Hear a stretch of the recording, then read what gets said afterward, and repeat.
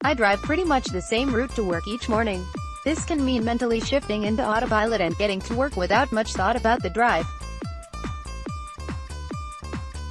We often do things with narrow vision, in our routine, without really seeing what's going on around us.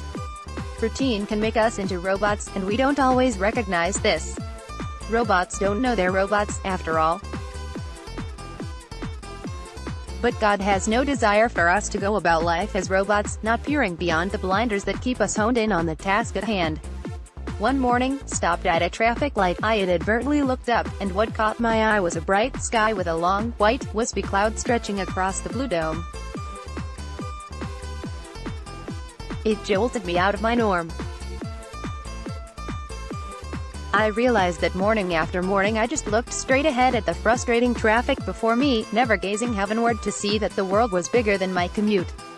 In the spiritual exercises, St. Ignatius offers 2 ways to remove us from our robotic ways.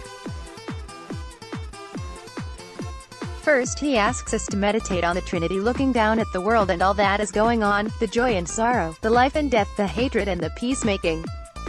It's a chance for us to see the big picture from God's eyes, that the world is so much bigger than we are.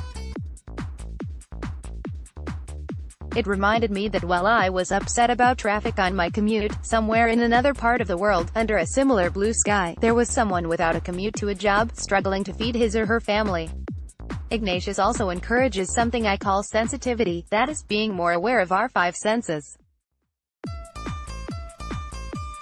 In the car I came to a new awareness of the gift of my vision through the blue and white of the sky. I could feel the cool morning temperature through the open window. I could smell the fresh air.